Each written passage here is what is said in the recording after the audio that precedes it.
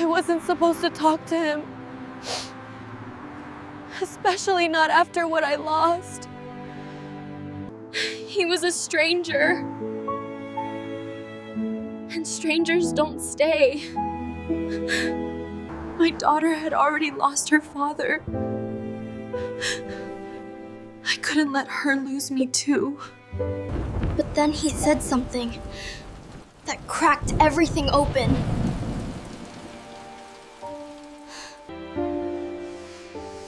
I'm not here to replace anyone. I just don't want you to be alone. That's when I realized love wasn't the scary part. Losing him was.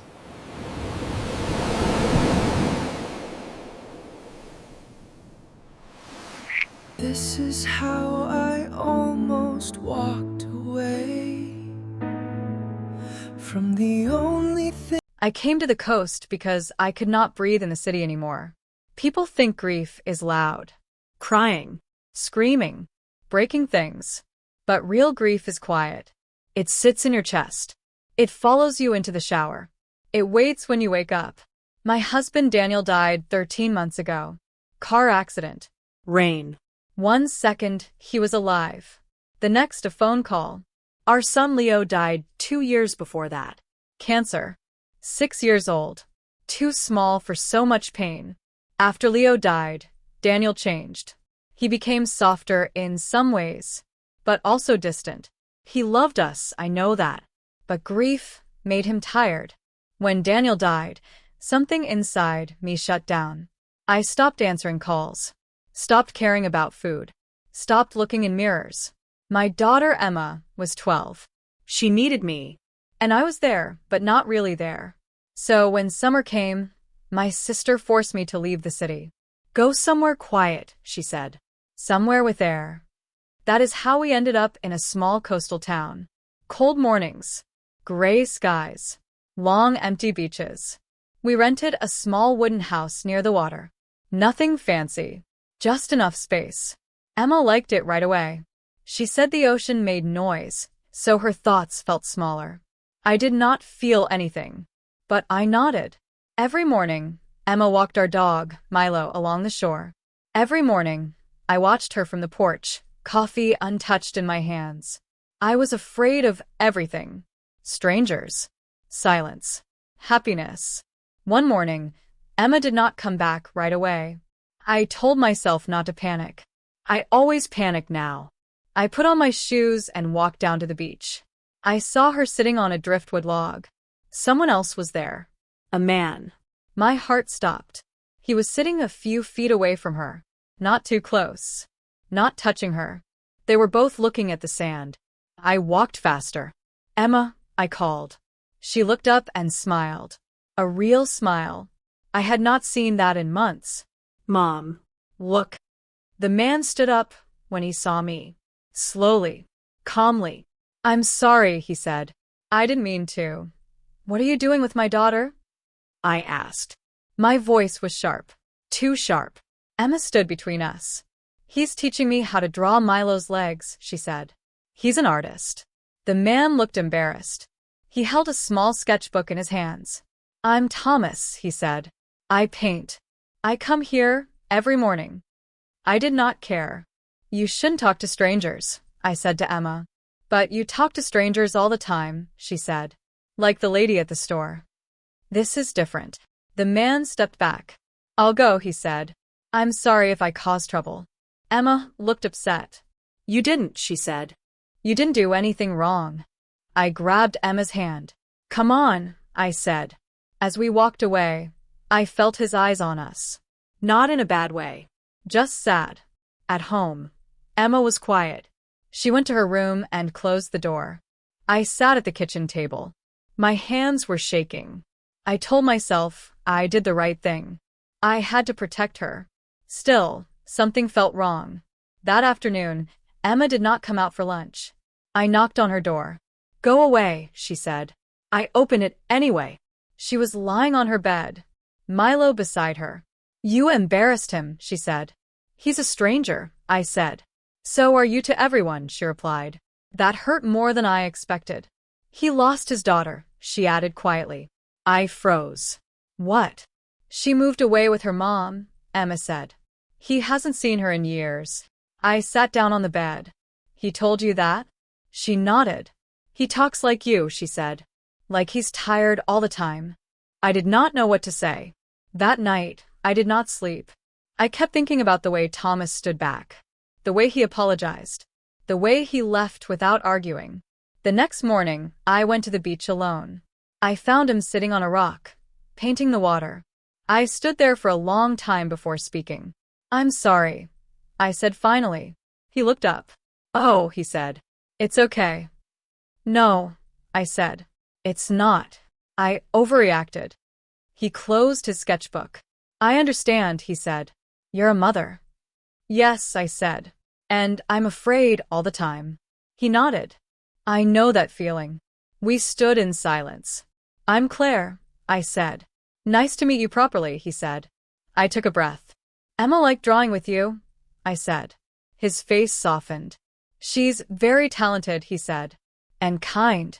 She's been through a lot, I said. So have you, he replied. That surprised me. How do you know?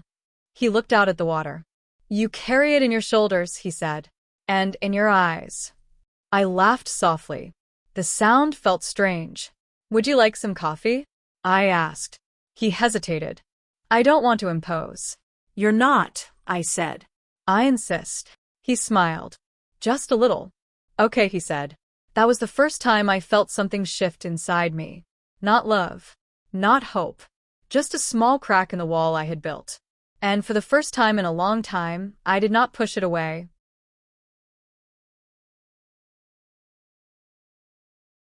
I understood that too well. He told me about his daughter, Lily. She's 17 now, he said. She lives with her mother in another country. Do you talk to her? Sometimes, he said. But it feels like I'm always interrupting her life. I swallowed. That hurts, I said. Yes, he replied. It does. We stopped walking. Emma was throwing sticks into the water for Milo. She lost her brother, I said suddenly. And her father. Thomas turned to me. I'm sorry, he said. I hadn't planned to say it. But once the words started, they didn't stop.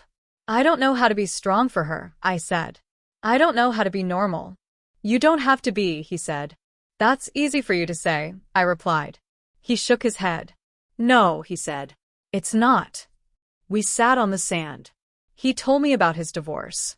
About how his marriage ended quietly. No shouting. Just distance. How did you survive it? I asked. I didn't, he said honestly. I just learned how to live with it.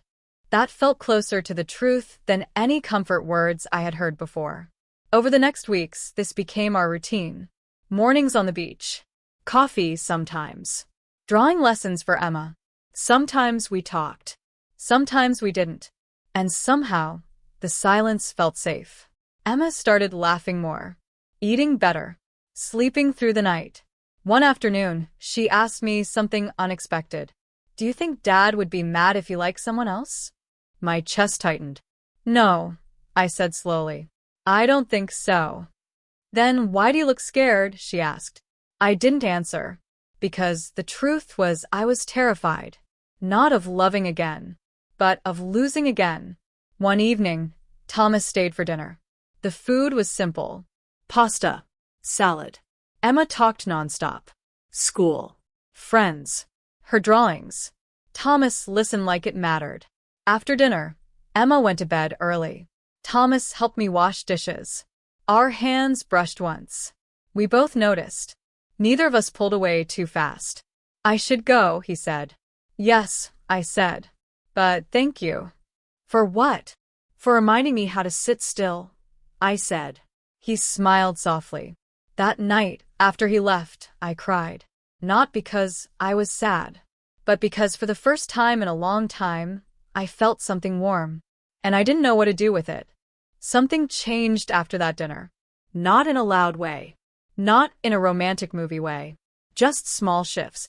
Thomas no longer stood so far away. I no longer crossed my arms when we talked. Emma noticed everything. She always does. One morning, she stayed behind on purpose. You go ahead, she said. I'll walk Milo later. I knew what she was doing, but I didn't stop her. Thomas and I walked alone that day. The beach was empty. Wind low, water calm. I think Emma is giving us space, he said. I think she's smarter than both of us, I replied. He smiled. She reminds me of Lily, he said. At that age, they see too much. We walked for a while without talking. There was something sitting between us. Heavy, unspoken. I need to tell you something, I said finally. He stopped. So do I, he said. I laughed quietly. You first, I said. No, he replied. You first. I took a breath.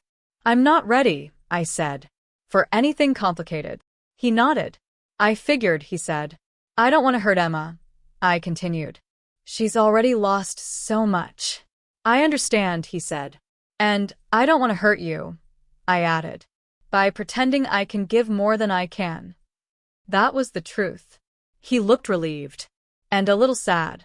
Thank you for saying that, he said. I don't want to rush anything either. We stood there, waves rolling in and out. I miss my daughter, he said suddenly. The words came out rough. I miss my son, I replied. We looked at each other then. Really looked. And something passed between us. Not desire. Recognition.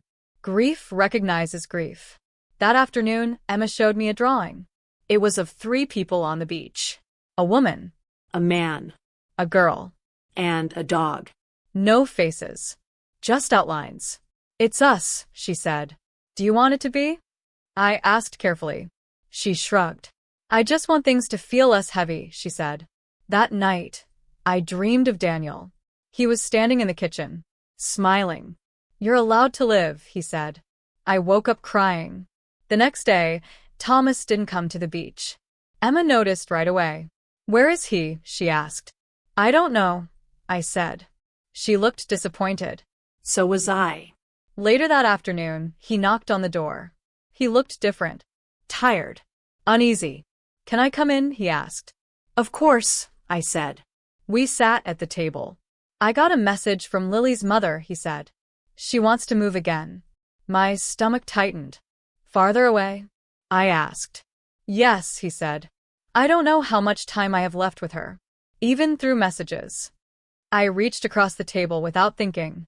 I took his hand. He didn't pull away. That's not fair, I said. No, he replied.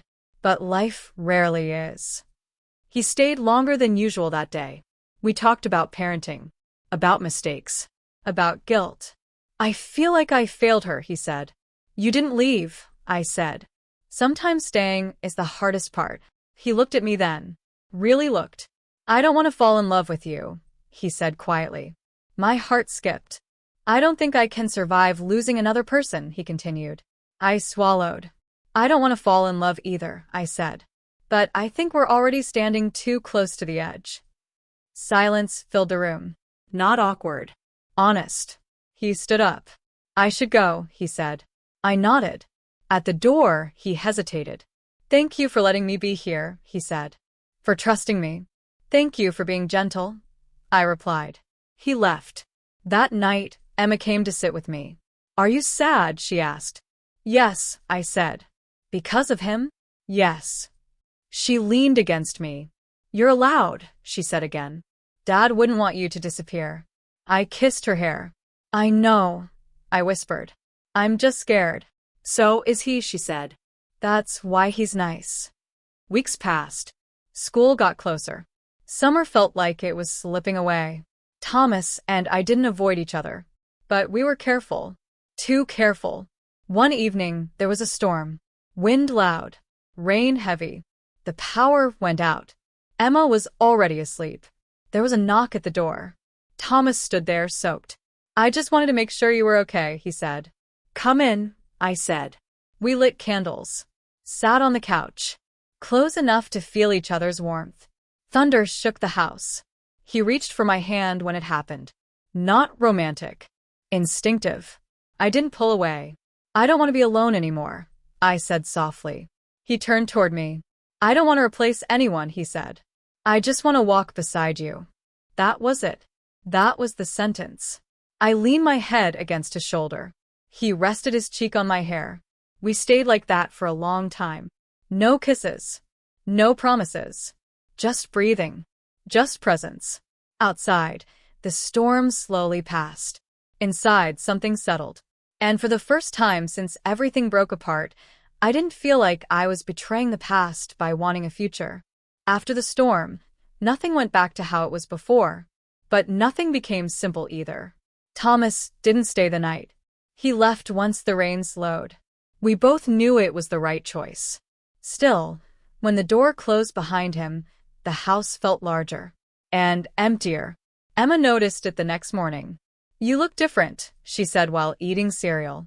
So do you, I replied. She smiled. Then stopped. You're scared again, she said. Yes, I admitted. Is it because summer is ending? Yes, I said. And because endings don't scare me anymore. She nodded like she understood. I think she did. That day, Thomas didn't come to the beach. Neither did I. We needed space, not distance. There's a difference. The days started counting themselves down. 1 week left before school. 1 week before reality returned. Packing boxes appeared in the hallway. Emma folded her drawings carefully, especially the ones Thomas helped her with. Will I ever see him again? She asked. I don't know, I said honestly. That answer used to frighten her. Now, she just accepted it. On Friday evening, Thomas invited us to his studio. It was small. Paint everywhere. Windows facing the sea. Emma walked slowly, like it was a museum. These are beautiful, she said. They're unfinished, he replied. Most important things are, she said. He laughed softly. There was a painting on the wall I hadn't seen before. It was of the beach. 3 figures. Blurry edges. No faces. My throat tightened. I didn't mean for you to see that yet, he said. It's okay, I replied. I like unfinished things. Emma went to the window. I'll give you privacy, she said, like an adult pretending not to be one. Thomas and I stood close. I leave in 4 days, he said. I know. I don't know what happens after that, he added. I don't either. We were quiet. I don't want to make promises, he said. I've broken enough just by hoping. I don't need promises, I replied. I need honesty. He looked at me. I'm falling for you, he said.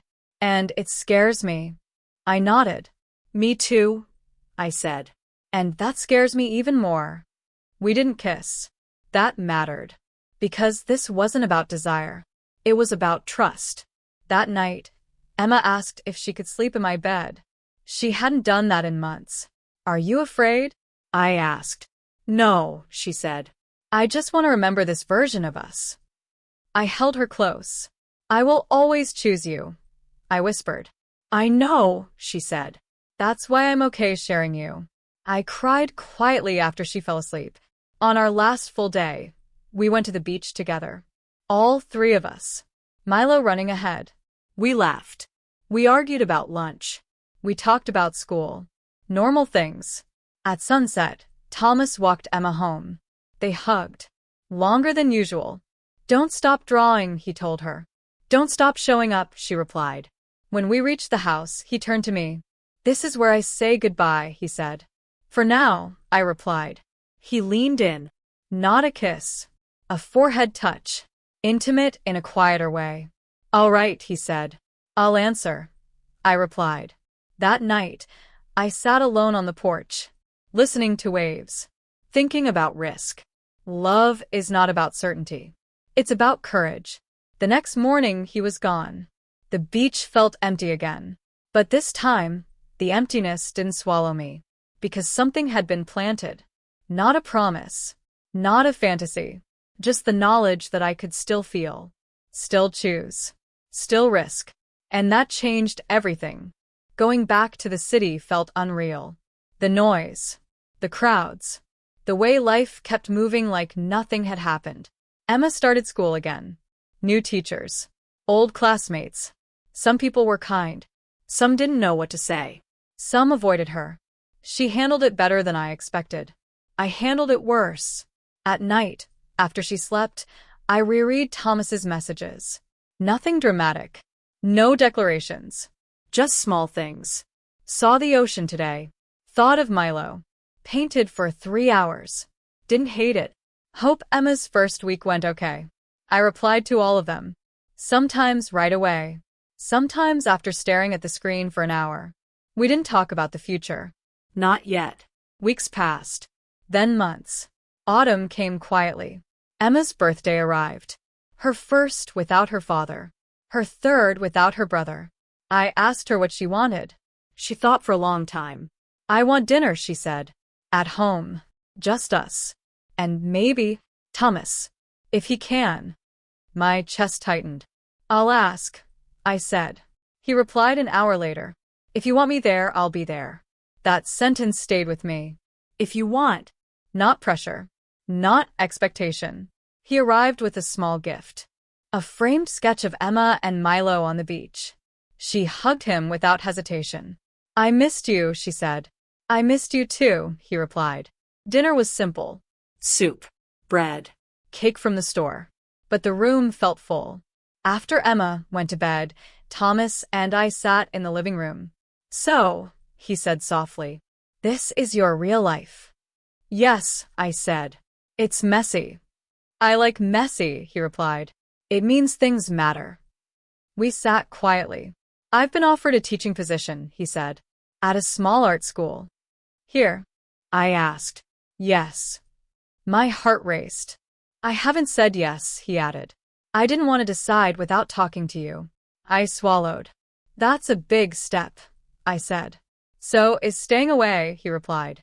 We didn't decide that night. Because love doesn't demand answers right away. It asks better questions. Over the next weeks, Thomas visited often. Never intruding. Never pushing. Emma grew attached in her own way. Not replacing anyone. Just adding someone. One night, after Emma fell asleep, I finally said it. I'm afraid, I said. Of me, he asked. No, I replied. Of how much this matters. He nodded. Me too. I told him things I hadn't said out loud before. About the hospital room. About holding Leo's hand. About Daniel's voice message I never deleted. He listened. Didn't interrupt. Didn't try to fix anything. When I finished, he said only one thing. Thank you for trusting me with that. That was the moment I knew. Not that I loved him, but that I could. Spring came slowly. Thomas accepted the job. Not for me. Not for Emma. But because his life had room again. We didn't move in together. Not right away. He rented a place nearby. We had dinners. Walks. Quiet mornings. Some days were hard. Some days grief returned without warning. But now, when it did, I wasn't alone. One afternoon, Emma came home from school and said, Mom? Yes. I think Dad would like Thomas. I closed my eyes. I think so too, I said. That night, Thomas stayed over. Nothing dramatic. Just sleeping. In the morning, I woke up before him. I watched him breathe. And for the first time in years, I didn't feel guilty for wanting the day to begin. This wasn't a story about finding love again. It was a story about staying. Staying present. Staying open. Staying human. Love didn't erase the past. It made space beside it. And that was enough.